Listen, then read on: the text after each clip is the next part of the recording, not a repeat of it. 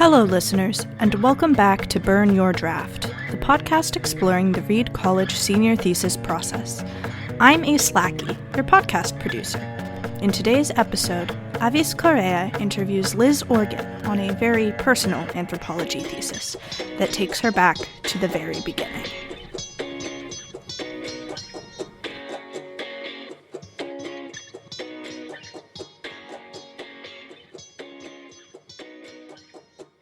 My name's Liz Organ. I'm originally from Washington, Seattle area. I was an anthropology major, and the name of my thesis was The Making of a Good Birth. And what was the name of your thesis advisor?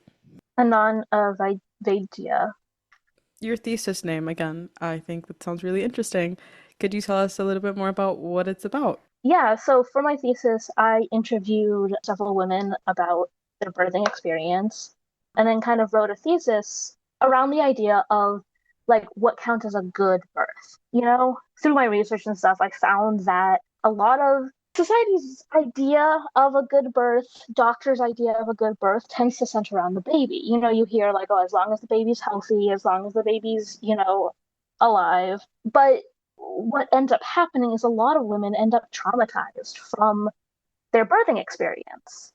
It's a lot more common than you would think or hope. So I kind of expanded this idea of what makes a good birth to be like, it's not just about the baby, but about the birthing person as well. How did you come up with this? It's kind of a funny story. I took a gap year between my sophomore and junior years, partly because of COVID. I felt like I was not able to be in school, and I was having to decide on a major when I was like, I don't even know what I'm doing. I felt like I was moving way too fast. So I was like, I need a break. I need to take time to like figure things out. So then during my gap year, I spent time like researching, looking up things, and I had this like crisis of faith.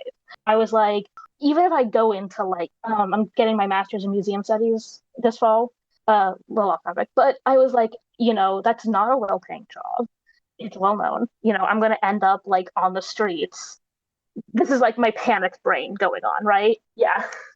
I need like a backup plan. And during like one of just my internet like scrolls, I found an article that was talking about the difference between a doula and a midwife.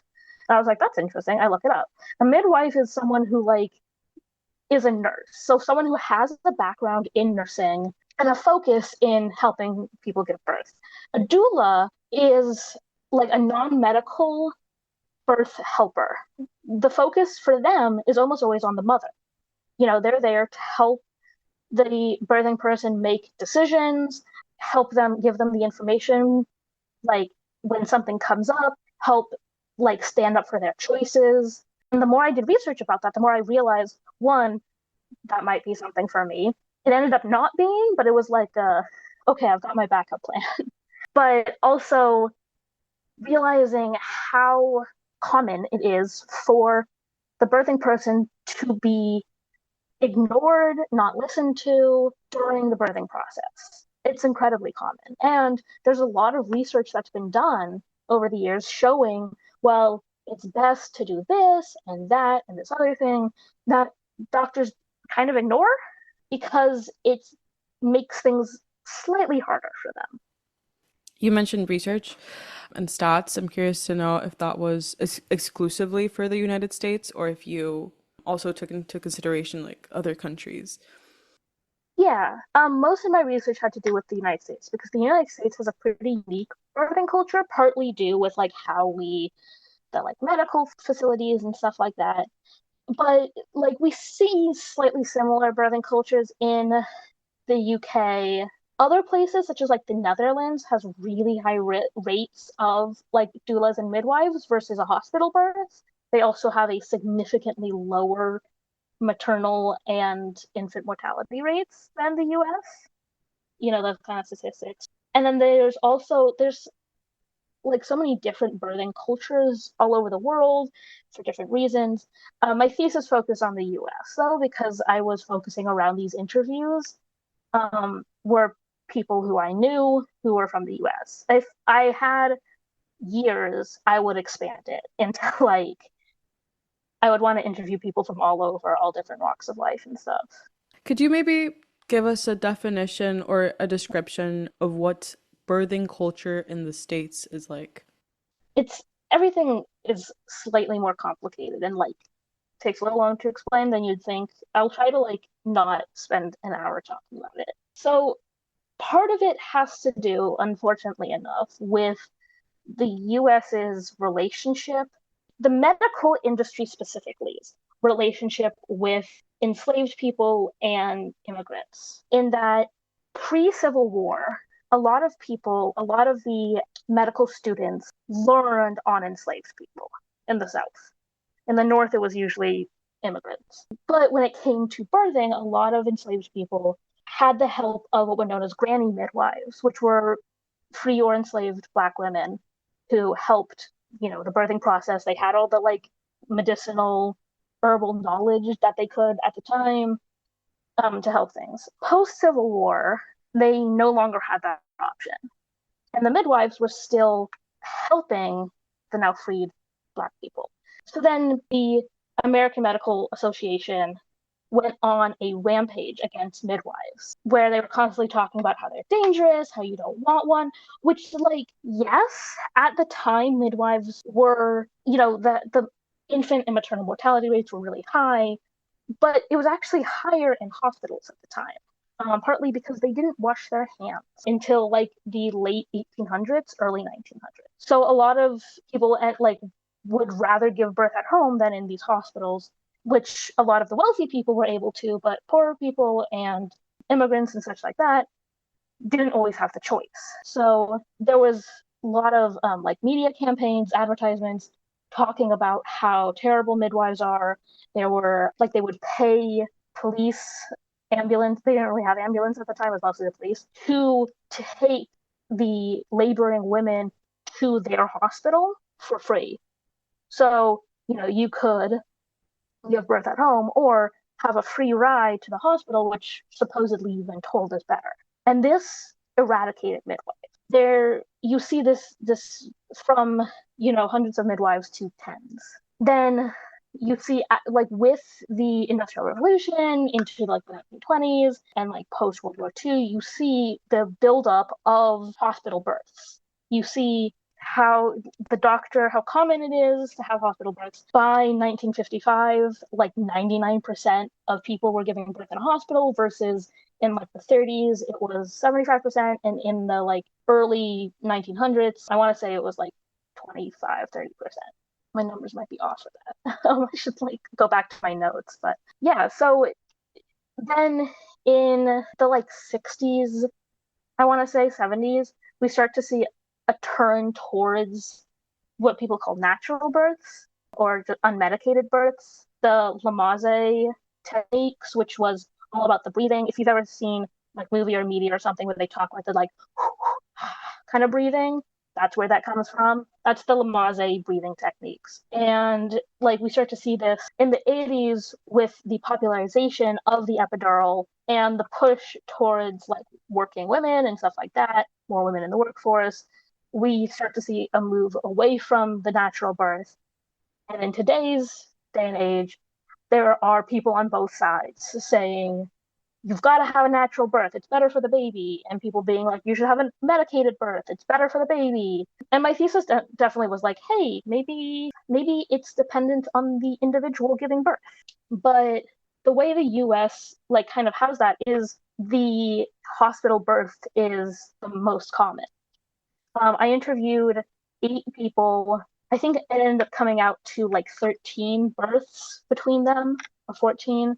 And only one of them was a home birth, and that was accidental. She meant to go to the hospital, baby came too fast. So, yeah, it's one of those things that I enjoy talking about. I think it's fascinating, but also I have to be really careful talking about it with people because it can also be triggering for some people. Talking about medical stuff and specifically like not being listened to in the medical field, and people who may want to give birth in the future don't always want to hear that. Although a big part of my thesis was talking about the importance of education and how people should educate themselves about this kind of thing so that when they are in the process of giving birth in the hospital or whatever, they're able to stand up for themselves. They know that that's an option. The current state of the birthing culture is very complicated because of like media and the rise of like the mommy blogger, So, women making their own blogs about their lives, their birth, their raising of their children. And so you get these constant like information from all sides. You get everyone telling you they're right. One woman that I interviewed talked about how she, after the birth of her first child, which is fairly traumatic for her, there was a lot of things going on, struggled to breastfeed. And it was really hard for her because a lot of people were pushing, like, you have to breastfeed. You have to breastfeed. Like, it's most important that like, bottle feeding is terrible, don't do it. But, like, she was having trouble with the baby. The baby was crying constantly. She was, the baby was not as healthy as he should have, like, been at that age. And part of it was because she was not producing enough milk. And once she started supplementing with formula, the baby got healthier, she got healthier, and everything just kind of, it was better for everyone involved. But like, the people around her were saying, like, you have to breastfeed. That's the most important thing. If you don't breastfeed, the baby will grow up and be like terrible and blah blah blah blah blah. Like, one person she mentioned stopped her in the grocery store and was like, "Oh, what a cute baby! I bet he's breastfed. He looks so healthy." There's this culture of people stopping you on the street and like birthing people on the street, pregnant people on the street, and like grabbing their belly and being like, "Oh, is it the baby?" And people are like, "No, stop." It's this culture, and people giving pregnant people unwanted opinions about everything from food to what clothes they're wearing, insisting that, like, if you do everything perfectly, you'll have a healthy baby, which isn't necessarily true.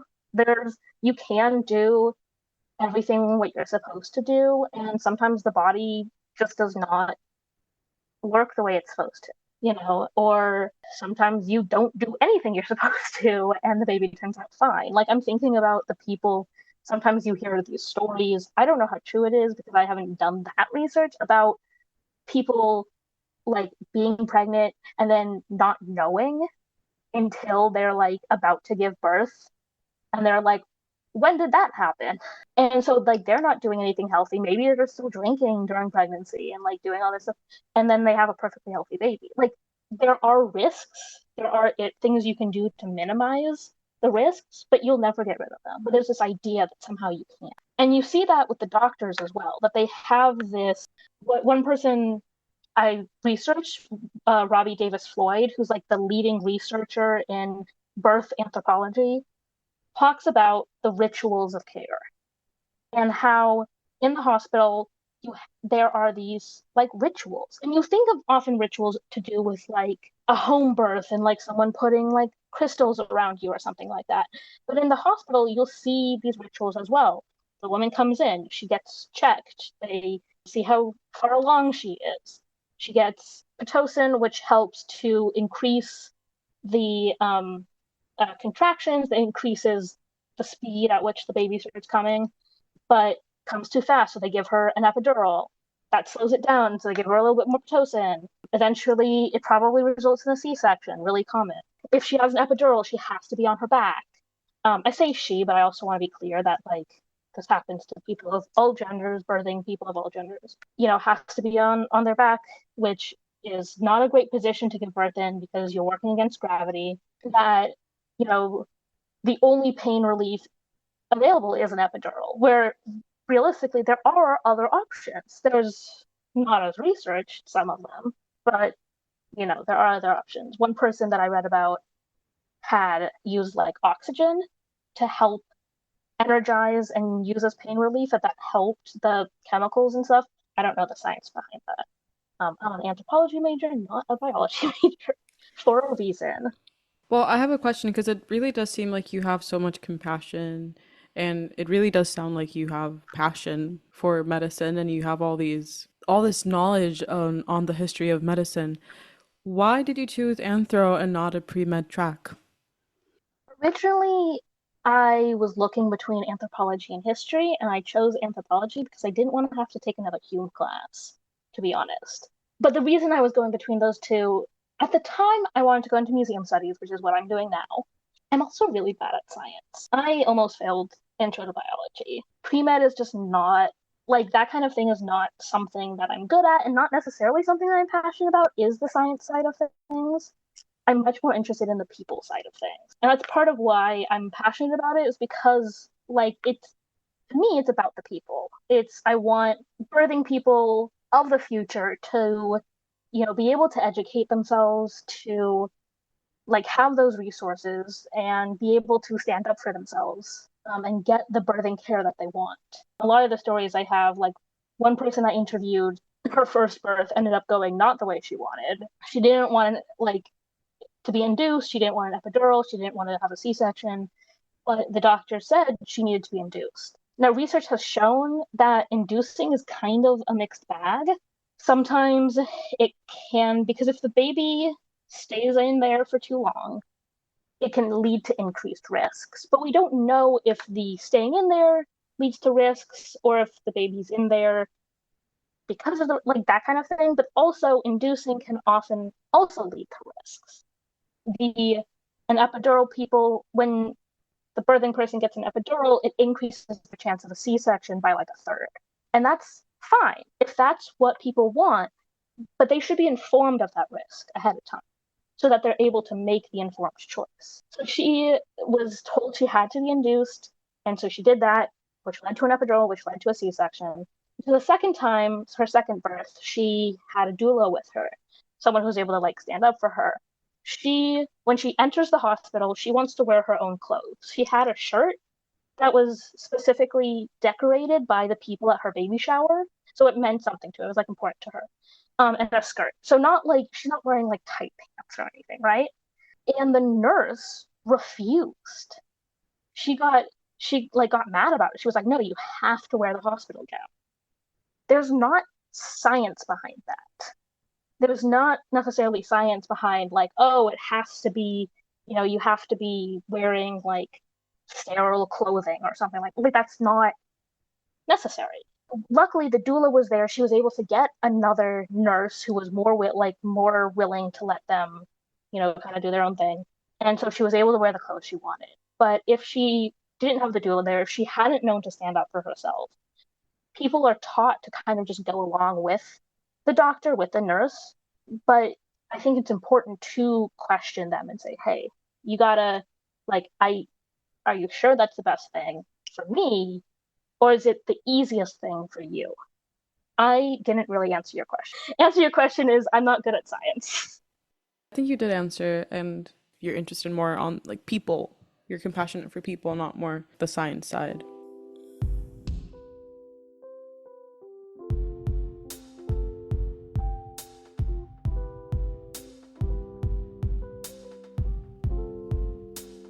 Like I said earlier, your thesis subject and topic sounds very original. So I'm curious to know what your process looked like. Yeah, I think part of the reason it's pretty original is that there's one professor at Reed who does medical anthropology. She was on leave during my senior year, so that was a choice. It's kind of hard because if I were to do it again, I think I would have chosen the same subject.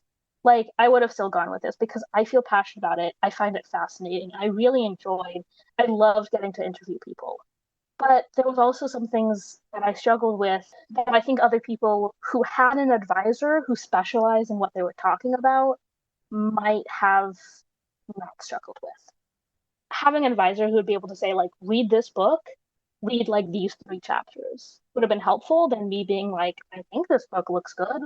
I guess I'll read the whole thing and then pull like 3 things from it. The year that I did the qual, I don't know if they're still doing this or if they did this before. The year I did the qual, part of the qual was you have to write a thesis proposal. So I did that. I got it back. They were like, you need to revise it. Did that, sent it off. And then I was like, is it accepted now? Like, have they accepted the proposal? So then I didn't do anything for the whole summer. Maybe I should have. Part of it was also I was interning at the time. I was busy. It was like a 9 to 5. And then so then in the fall, we talked. My original idea was a little bit more broad than what it ended up being. My original idea was basically like, I'm going to interview people about the birth and see what happens. But like then I had to, I think I'm trying to like picture what my fall semester looked like. I think once I started talking with my thesis advisor, the first thing I did was start to research more like general anthropology texts, like general medical anthropology texts, like talk about like Foucault and stuff like that, which I did not like reading Foucault. It was so dense.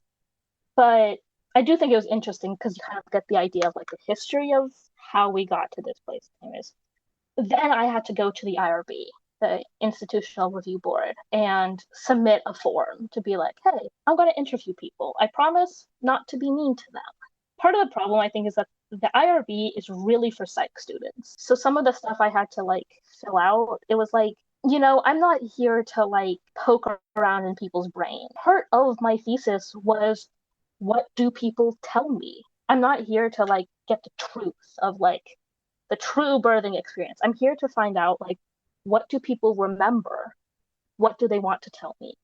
Like one person I interviewed, she kept on saying throughout the interview, like, oh, I don't really remember this. It was 20 years ago, blah, blah, blah, blah. And then I asked her, she mentioned something about her anesthesiologist being kind of rude. And I like asked her more about that. And she's like, oh, I remember this perfectly. And like goes into detail about how he was rude. It's like that's what people remember is how they were treated. They don't necessarily remember even like the pain of birth, but they remember the person who was talking mean to them.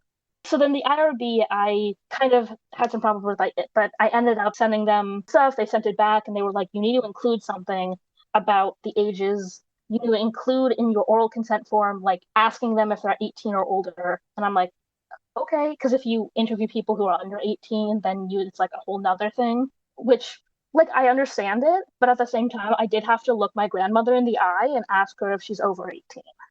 But the overall, it worked out. And so I think it was after fall break, but not too much after fall break. So like late October was when I got everything okay by the IRB and I started emailing people. Most of the people I emailed was actually like my mom's friends, like people I had kind of known growing up.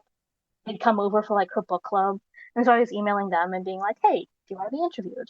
I also got to email my mom and my grandma. Both that was it was like a kind of an emotional time. Like I feel so lucky that I got to do that. And a couple I interviewed were like my friends' parents. Like I would say, they'd be like, oh, how's your thesis going? And I'd tell them about my thesis and they'd be like, oh, do you want to interview my mom? And I'd be like, sure. So then I'd email them. We'd set up an interview and I go through the oral consent script. I'd say, here, blah, blah, blah, blah, blah. And then I'd say, tell me about your birth story. Start at the beginning, start with your first birth or whatever. How did it go? And a lot of people, like, it was interesting to see, like, where did they choose to start? Like, some people were like, started with the conception. Like, it was really hard. The pregnancy was difficult. One person was like, IVF baby. So they were doing in vitro fertilization.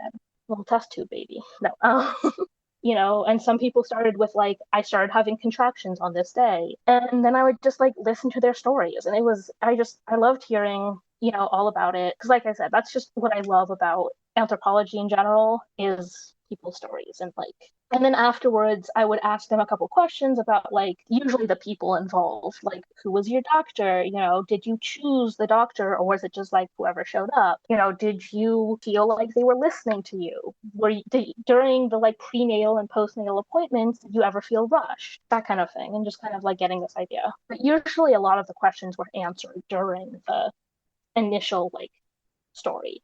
You said that kind of like your interview subjects kind of came randomly.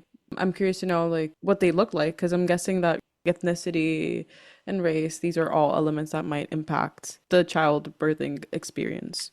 Yeah, and I do mention that in my thesis that a little bit. Unfortunately, I did only interview white cis women, most all of them, like with a husband or a boyfriend, that if I had more time and more ability, I would want to definitely interview a wider variety of people. But it was definitely like I interviewed who I had and who responded to my emails. But I also think at the same time, at least partially doing my thesis on these women ended up kind of, I feel like showing the audience, like, do you see how hard it is for cis white women to give birth? Now you can imagine that it's about 10 times harder for when you add any sort of diversity into that, for people who don't speak the language, for people who Black women have significantly higher maternal mortality rates than white women. And part of that has to do with not being listened to at the doctor, a big part of that.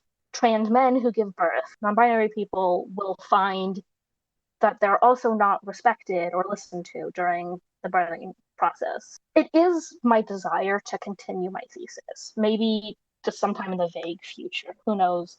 And I think part of that includes being able to interview a wider diversity of people to discuss differences that happen. But I do think that there is an overarching that has to do with, my title was The Making of a Good Birth. And during my thesis, I kind of answer like three biggest things you need for a good birth are like education, autonomy, and good support.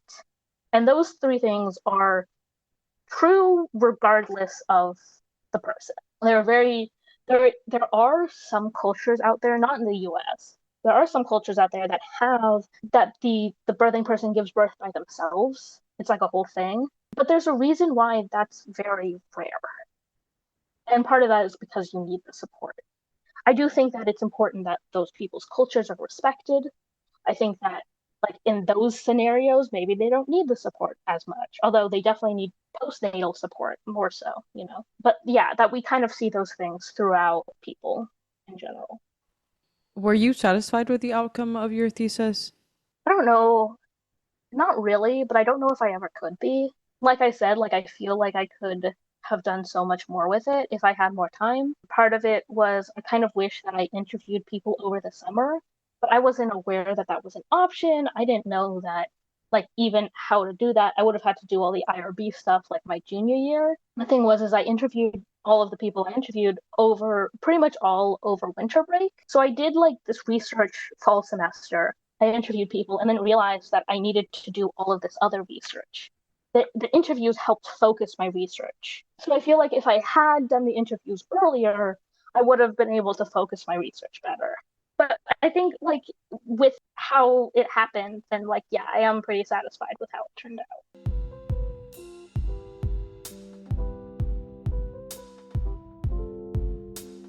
You mentioned that your plans right now are grad school. Tell us a little bit more about that.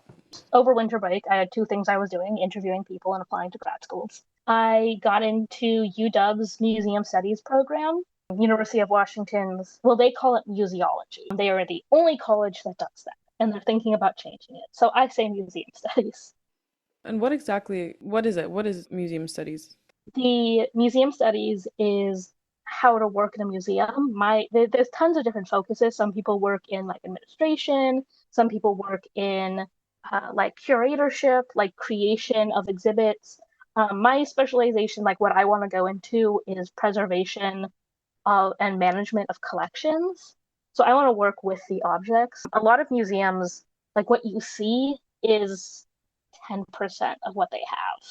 They'll have a huge collection of all sorts of things, and somebody, usually a couple of people, take care of the objects, make sure they're in good shape, they're good condition. Also go through the collection, make sure that like everything has proper paperwork. Sometimes things get forgotten about when in big collections, or you go through and when I was working at my internship, one of the people I was working with told me a story. Someone that they know worked in a museum like that was owned by the government, by the US government. It was like the US Navy Museum or something. She's going through the collection trying to find something, and she finds some uranium just kind of hanging out. And she's like, that's not supposed to be there. So she was able to like find the paperwork and deaccession it and like get rid of it and be like, we don't want this. Please make it leave. Like this, so people I don't think always realize how confusing collection can be. So that's definitely part of it. There needs to be people there taking care of things. And also, I'm a big believer of repatriation. And so that's definitely, I think, part of what I want to do wherever I work, is make sure that the objects that should be given back to people are given back to people. Yeah, so that's what it means to study for me.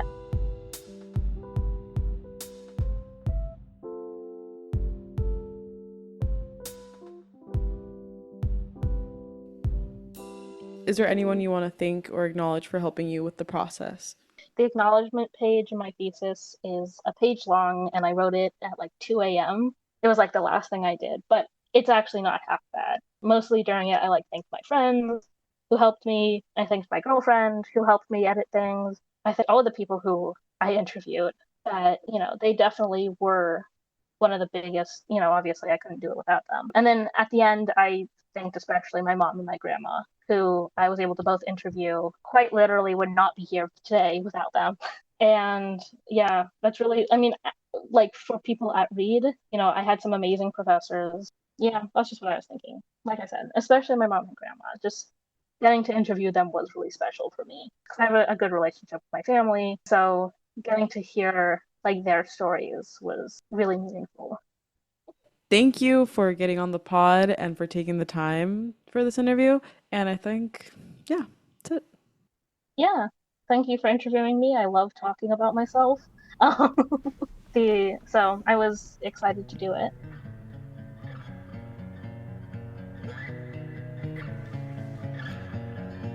Thank you for all of that, Liz. Maybe I'll run into you in a museum someday. Or not, with how collections work in the background. If you enjoyed today's interview, I hope you'll join us again to hear from more students and alumni about what it means to burn your draft. And be sure to subscribe, check out our X, Facebook, and Instagram pages, and write a review on Apple Podcasts. Burn Your Draft is a production of Reed College and the Center for Life Beyond Reed. Created jointly by students, alumni, and staff, this episode was produced and engineered by me, Reed College student Ace Lackey. Our executive producer is Seth Paskin, class of 1990, with technical advising from Joe Janica. Our production manager is Nate Martin, staff member and class of 2016. Music by Jack Salvucci, class of 2020, and podcast art by alumni Henry Gotchlich and Lillian Pham. This podcast was made possible by a gift from Seth Paskin.